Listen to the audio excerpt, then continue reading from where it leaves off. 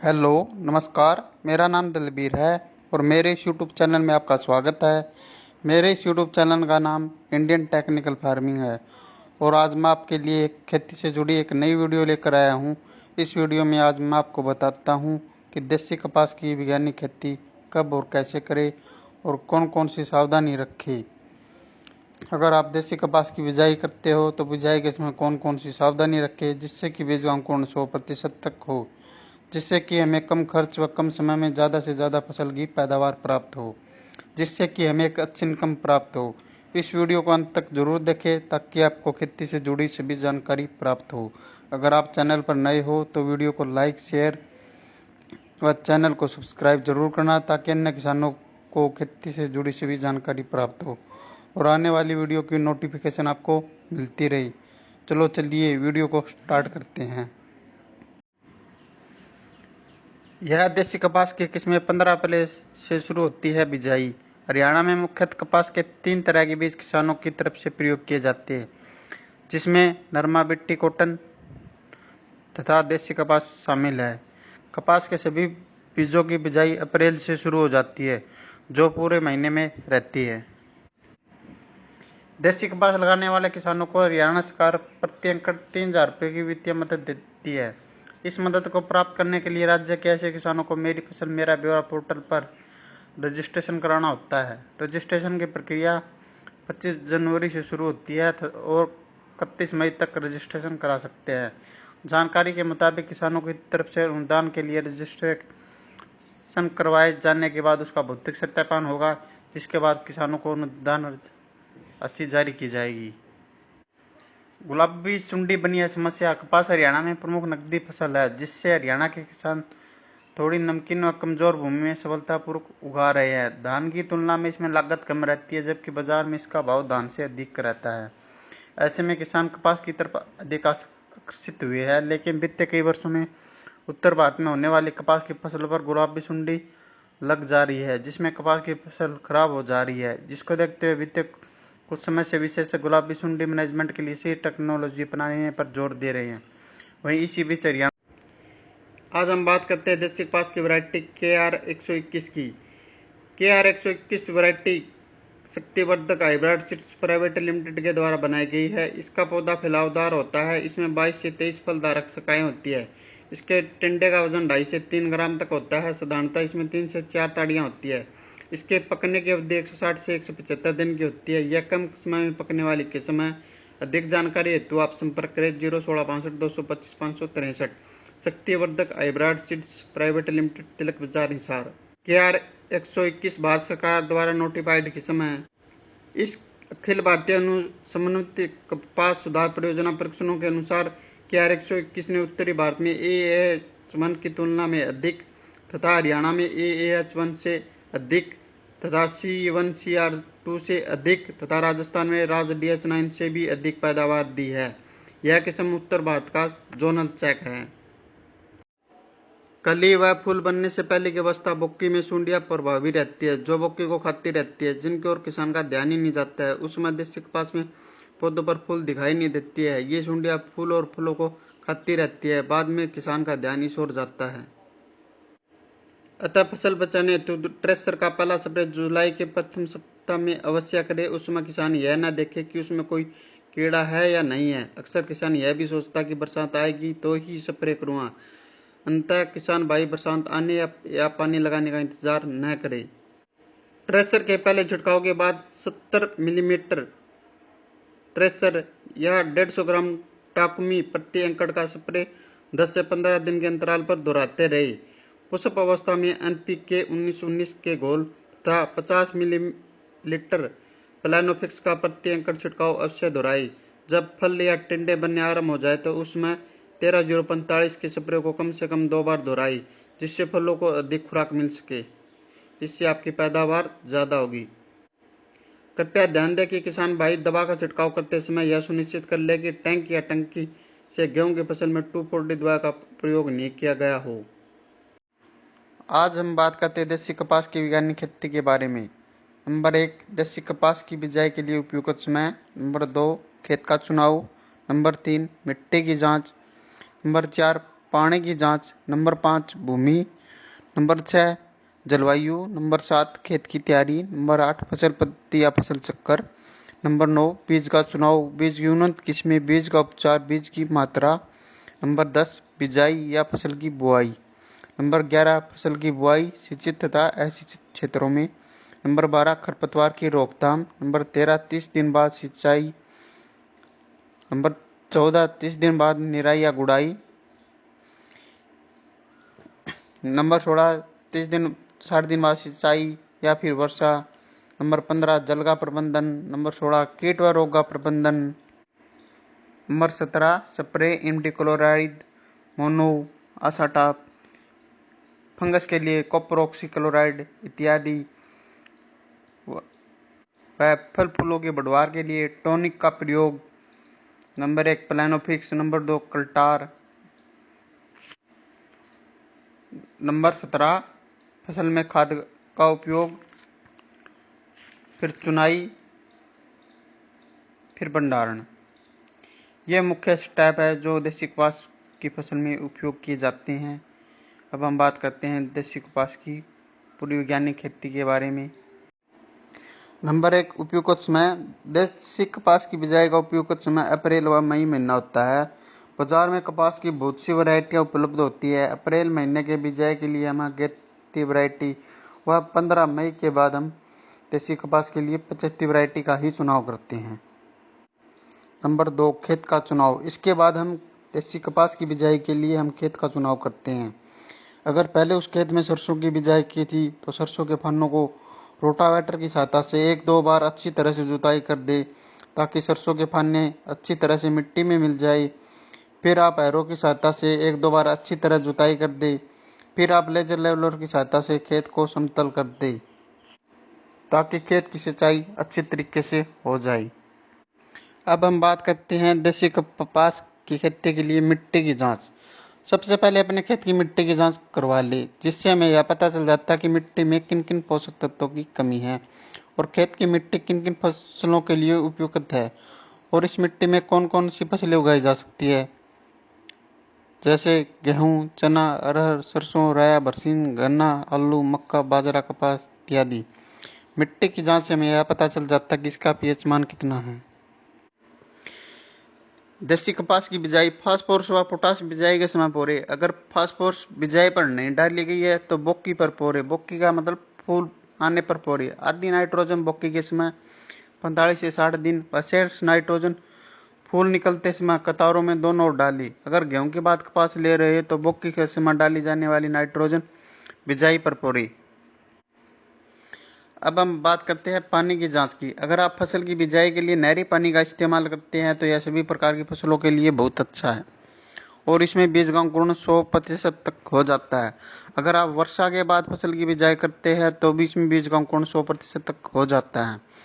अगर आप बिजाई के समय ट्यूबवेल के पानी का इस्तेमाल करते हैं तो आप इस ट्यूबवेल के पानी की जांच करवा ले। अगर ट्यूबवेल का पानी पीने में भी मीठा तो इसका पानी का पीपीएम ज़्यादा हो सकता है और बीज के अंकुरण के समय यह एक समस्या बन जाता है। अगर पानी का पीपीएम 1000 से कम है और इसमें सभी प्रकार की फसलों के लिए अच्छा है और इसमें बीज का अंकुरण 100% तक हो जाता है। अगर पानी का पीपीएम 1000 से ज़्यादा है तो इसमें बीज का अंकुरण सही तरीके से नहीं हो पाता, इससे हमारा नुकसान हो जाता है। इसलिए पानी की जांच करवाना भी बहुत ज़रूरी है। कपास की खेती के लिए भूमि का चुनाव। कपास की खेती के लिए अच्छी जल धारण और जल निकास क्षमता वाली भूमि होनी चाहिए। जिन क्षेत्रों में वर्षा कम होती है वहाँ इसकी खेती अधिक जल धारण वाली क्षमता वाली मटियार भूमि में की जाती है। जहाँ सिंचाई की सुविधाएं उपलब्ध हो वहाँ बलुई व बलुई दोमट मिट्टी में इसकी खेती की जा सकती है। यह हल्की अम्लीय एवं क्षारीय भूमि में उगाई जा सकती है। इसके लिए उपयुक्त पीएच मान 5.5 से 6.5 है। हालांकि इसकी खेती 8.5 पीएच मान तक वाली भूमि में अच्छी तरह से की जा सकती है। कपास की खेती के लिए मौसम व जलवायु। यदि पर्याप्त सिंचाई सुविधा उपलब्ध हो तो कपास की फसल को मई माह में ही लगाया जा सकता है। सिंचाई की पर्याप्त उपलब्धता न होने पर मानसून की उपयुक्त वर्षा होते ही कपास की फसल उगा सकते हैं। कपास की उत्तम फसल के लिए आदर्श जलवायु का होना आवश्यक है।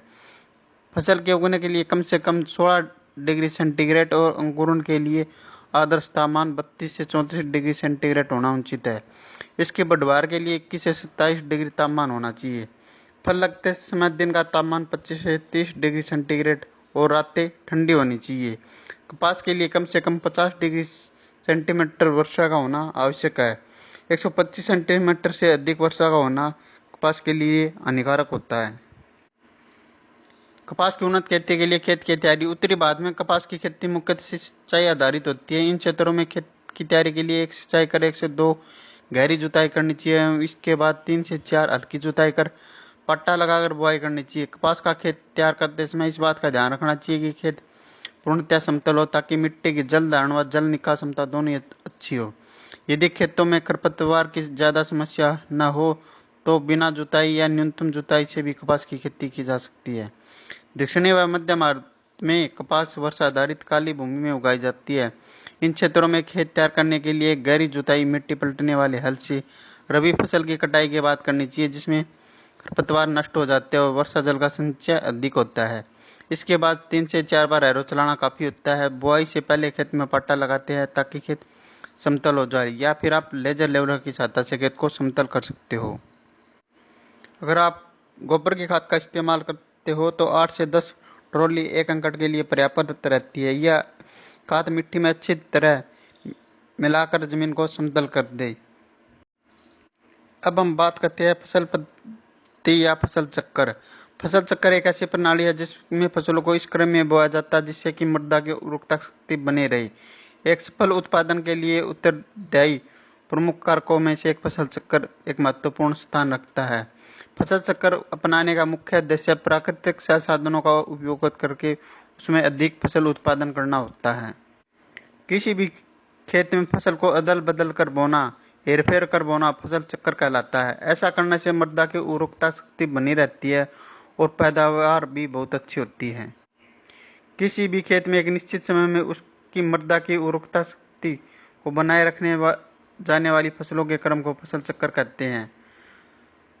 किस क्षेत्र की भूमि, जलवायु, अन्य वातावरणीय कारकों के आधार पर विभिन्न फसल चक्कर अपनाए जाते हैं। एक अच्छे फसल चक्कर को अपनाकर एक किसान अपनी भूमि में अधिक से अधिक लाभ कमा सकता है। फसल चक्करों की संख्या 3 होती है। 1 वर्षीय फसल चक्कर जैसे मक्का के बाद गेहूं। 2 वर्षीय फसल चक्कर ज्वार, बरसीन, धान, मक्का। इसके अतिरिक्त फसलों के चक्रों के आधार पर फसल चक्र को वर्गीकृत किया गया है। रबी की फसल में अपनाए जाने वाले फसल चक्कर, खरीफ की फसलों में अपनाए जाने वाले फसल चक्कर और जायद की फसलों में अपनाए जाने वाले फसल चक्कर। फसल चक्कर के सिद्धांत। उथली जड़ वाली फसलों के बाद गहरी जड़ वाली फसलों को उगाना चाहिए। अधिक खाद की आवश्यकता वाली फसलों के बाद कम खाद की आवश्यकता वाली फसलों को उगाना चाहिए। अधिक जल की आवश्यकता वाली फसलों के बाद कम जल की आवश्यकता वाली फसलों को उगाना चाहिए। फलीदार फसलों के बाद अफलीदार फसलों को उगाना चाहिए। कृषि संसाधनों का प्रयोग समतापूर्ण ढंग से करना चाहिए। भूमि कटाव से प्रभावित क्षेत्रों में फसल चक्र में आच्छादित फसलों का समावेश होना चाहिए। फसल चक्र के लाभ। किसी खेत के प्रति इकाई क्षेत्रफल में से एक निश्चित समय में होने वाले उत्पादन में वृद्धि होती है। विभिन्न फसलों का कार्य करना निश्चित हो जाने से उनके आवश्यक बीज का तथा खरपतवारनाशी आदि का उचित समय के अनुसार प्रयोग किया जा सकता है। फसल चक्र में गहरी कम उथली वाली जड़ों के सम्मिलित होने के कारण भूमि के ऊपर की सतह तथा नीचे की सतह से पोषक तत्वों का फसल चक्र द्वारा उचित व तेजी से अवशोषण होता है। एक फसल चक्र को अपनाने से मृदा संरक्षण में कमी आती है क्योंकि फसल चक्र में आच्छादन फसलों को सम्मिलित किया जाता है। कृषकों को वर्ष भर कार्य करने का अवसर मिलता है। फसल चक्र के लाभ। मृदा की उर्वरता शक्ति में वृद्धि होती है। मृदा के भौतिक, रासायनिक तथा जैविक गुणों में सुधार होता है। सघन फसल चक्रों को अपनाने से भूमि में जीवांश पदार्थ की मात्रा में वृद्धि होती है। उचित फसल चक्र को अपनाने से भूमि में पनपने वाले विभिन्न बीमारियों के प्रभाव में कमी आती है। फसल चक्र अपनाने से कीटों तथा खरपतवारों पर भी नियंत्रण होता है। अब हम बात करते हैं देसी कपास के लिए बीज का चुनाव, बीज की किस्म या वैरायटी या बीज का उपचार, बीज की मात्रा। हमें अपने खेत में फसल की बिजाई करते समय ऐसे बीज का चुनाव करते हैं जो कि अपने क्षेत्र और एरिया के हिसाब से ठीक हो। बीज का चुनाव हमें मिट्टी, समय व पानी के अनुसार ही करना होता है क्योंकि दोमट मिट्टी के लिए अलग, रेतीली जमीन के लिए अलग अलग व समय के अनुसार अलग अलग वैरायटी मार्केट में उपलब्ध होती है।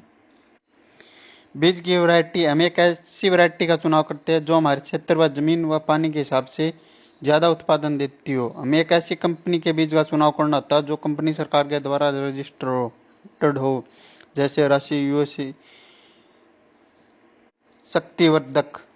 बीज खरीदते समय हमें बीज का पक्का बिल अवश्य लेना चाहिए, जिससे कि बीज के डुप्लीकेट होने के चांस कम होते हैं और एक अच्छा ओरिजिनल बीज हमें एक अच्छा उत्पादन देता है।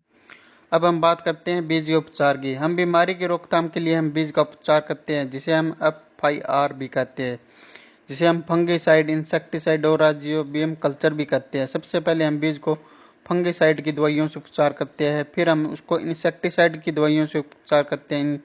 इंसेक्टिसाइड दवाइयों के उपचार का मतलब उसे इंसेक्ट की बीमारियों से रोकथाम के लिए किया जाता है। फिर हम राइजोबियम कल्चर से उपचार करते हैं, जो कि पैदावार बढ़ाने में वृद्धि मदद करता है। अब हम बात करते हैं बीज की मात्रा। हम देसी कपास की बिजाई के लिए 1 एकड़ में 2 पैकेट की बिजाई करते हैं। वो संकर किस्मों की वैरायटियों में हम ये 2 पैकेट की बिजाई करते हैं। अगर हम देसी वैरायटी का उपयोग करते हैं तो हम 1 एकड़ में लगभग 2 से 3 किलो बीज की बिजाई करते हैं। लगभग सभी संकर किस्मों का ही उपयोग करते हैं, क्योंकि संकर किस्में ज़्यादा उत्पादन देती है, जैसे KR 64। देसी कपास की उन्नत किस्में हैं HD 107, HD 123, HD 324, HD 432 व संकर किस्में AAH1, AAH 32 व KR 64। यह देसी कपास की उन्नत किस्में हैं जो बहुत बढ़िया उत्पादन देती है। HD 324 इस देसी कपास की किस्म के पौधे लाल रंग के पत्ते का मध्यम और रंग लाल होता है। इस किस्म के फूल गुलाबी रंग के फूलों के अंदर गहरे लाल रंग के धब्बे एवं परागकण पीले रंग के होते हैं। इसके पौधे में 3 से 4 मजबूत वानस्पतिक शाखाएं होती है। औसत पैदावार 9 से 10 कुंटल प्रति एकड़ है। इसके रेशे की औसत लंबाई 15 से 16 मिलीमीटर और रुई का प्रतिशत 42 है। यह किस्म पकने में 175 से 180 दिन लेती है, इसलिए कपास, गेहूं फसल चक्कर के लिए उपयुक्त है। यदि इस किस्म की बुआई या बिजाई 15 अप्रैल माह के पहले पखवाड़े में की जाए तो अधिक पैदावार के साथ साथ रेशे की गुणवत्ता में भी अच्छी सुधार होती है। बिजाई या फसल की बुआई। बिजाई, अगर आप मशीन की सहायता से खाद की बिजाई वह बीज की बुआई एक साथ कर सकते हैं। हमें बीज की बिजाई सुबह या शाम के समय ही करनी चाहिए। बिजाई के समय हमें लाइन से लाइन की दूरी 3 फुट व बीज से बीज की दूरी 1 फुट व बीज की गहराई 8 से 10 सेंटीमीटर रखनी चाहिए। बिजाई के समय बीज गिल्ली मिट्टी में ही डलना चाहिए व इसके ऊपर 5 से 6 सेंटीमीटर जमीन की परत चढ़ जानी चाहिए, ताकि बीज का जर्मिनेशन अच्छी तरीके से हो सके और बीज का अंकुरण सही तरीके से हो सके। फसल की बुआई सिंचित तथा असिंचित क्षेत्रों में। फसल की बुआई सिंचित क्षेत्रों में नहरी पानी से की जा सकती है व असिंचित क्षेत्रों में वर्षा के आधार पर इसकी बिजाई की जा सकती है। खरपतवार की रोकथाम। खरपतवार की रोकथाम के लिए हमें बिजाई के तुरंत बाद पेंडामेलिथियान 30% EC का ही छिड़काव करना चाहिए। 500 मिलीमीटर दवाई को 250 लीटर पानी में उसका घोल बनाकर उसके ऊपर 1 एकड़ में उसका छिड़काव करना चाहिए। इससे खरपतवारों का जर्मिनेशन नहीं होगा। अब बात करते हैं कपास की खेती के लिए निराई गुड़ाई एवं सिंचाई।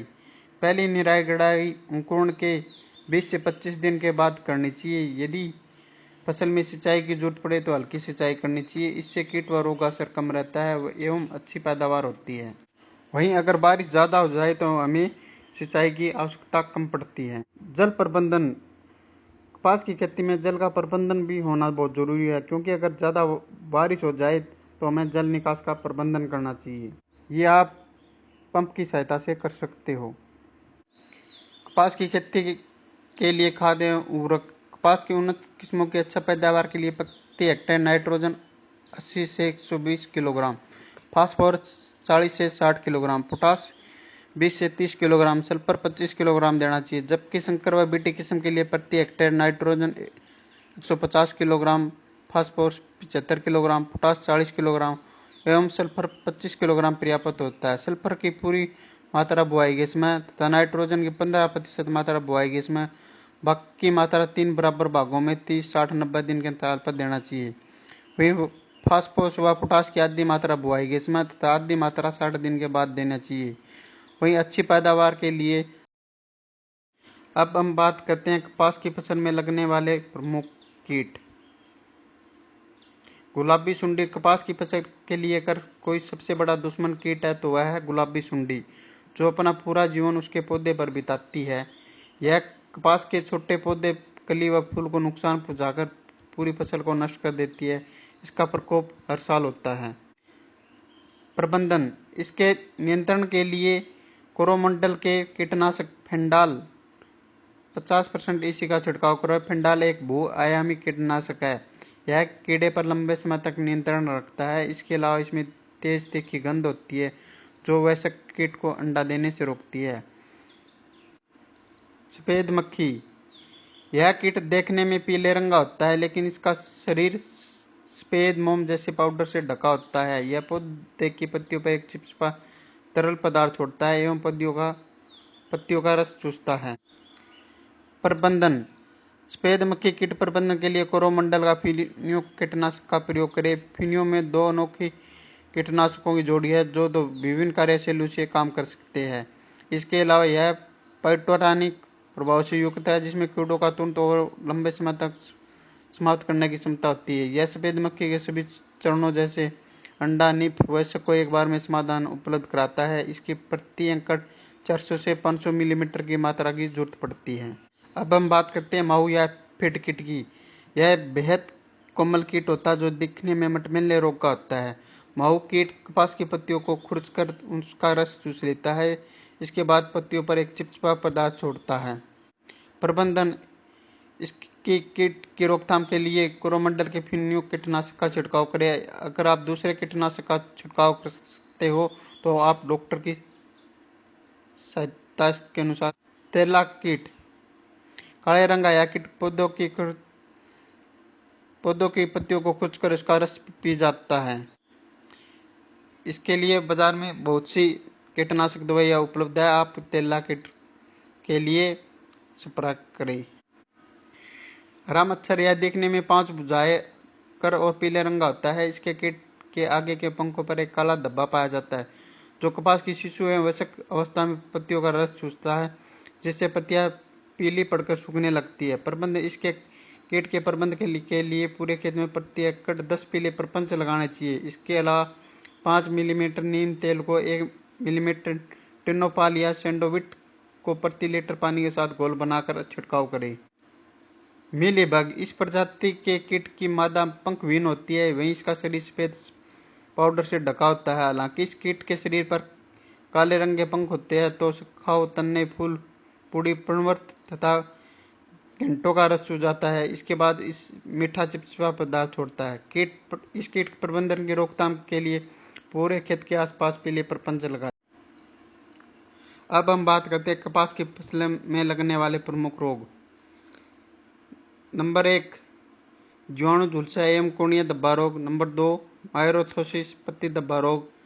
नंबर 3 अल्टरनेट या पत्ती धब्बा रोग। नंबर 4 पौध अंगमारी रोग।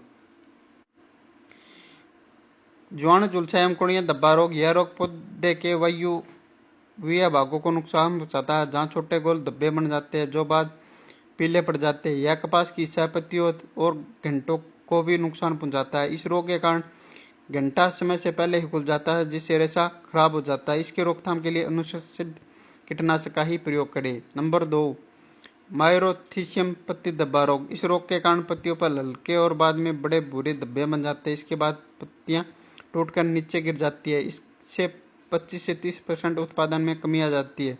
रोकथाम के लिए अनुशंसित कीटनाशक का ही प्रयोग करें। अल्टरनेट या पत्ती धब्बा रोग: मौसम में अत्यधिक नमी के कारण पत्तियों पर हल्के भूरे रंग के धब्बे बन जाते हैं, जिसके कारण आखिर में पत्तियां टूटकर गिर जाती है। ठंडे में मौसम में इस रोग उग्रता अधिक होती है। इसके रोकथाम के लिए अनुशंसित कीटनाशक का ही या डॉक्टर के परामर्श के अनुसार ही इस कीटनाशक का प्रयोग करें। नंबर 4 पौध अंगमारी रोग: यह रोग पौधे की मूसले जड़ों को छोड़कर मूल तंतुओं को नुकसान पहुंचाता है, जिसके कारण पौधा मुरझा जाता है। रोकथाम के लिए अनुशंसित कीटनाशक का ही प्रयोग करें। अब हम बात करते हैं कपास में स्प्रे। कपास में 30 दिन के बाद हल्के दवाई का ही स्प्रे करें, जैसे इमिडाक्लोप्रिड मोनो। उसके बाद आप बीमारी के अनुसार भी आप स्प्रे कर सकते हो, या फिर आप टाटा आशा टॉप 50% इसी का छिड़काव करें।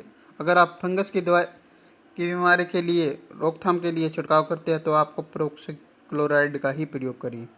अगर आपके खेत में फल फूलों की संख्या को बढ़ाना चाहते हो तो प्लानोफिक्स कल्टार जैसे टॉनिक का प्रयोग करें, जो खेत में फूलों की संख्या में बहुत भारी मात्रा में जबरदस्त वृद्धि करता है, जिससे फूलों की संख्या में वृद्धि होती है, वह फूलों का झड़ना बंद हो जाता है, जिससे उत्पादन में भारी वृद्धि होती है। अब बात करते हैं उत्पादन की। कपास की खेती से उत्पादन। कपास की चुनाई लगभग नवंबर व दिसंबर के पहले सप्ताह तक हो जाती है। इसकी उत्पादन की बात करें तो प्रति हेक्टेयर 20 से 25 क्विंटल पर हेक्टेयर तक उत्पादन हो जाता है। वहीं बिट्टिक किस्मों का लगभग 30 क्विंटल तक उत्पादन होता है। इसकी चुनाई कर ली जाती है और फिर इसका भंडारण कर लिया जाता है। अगर आपको ये वीडियो पसंद आए तो इस वीडियो को ज़्यादा से ज़्यादा लाइक, शेयर, कमेंट करें व इंडियन टेक्निकल चैनल को सब्सक्राइब करें।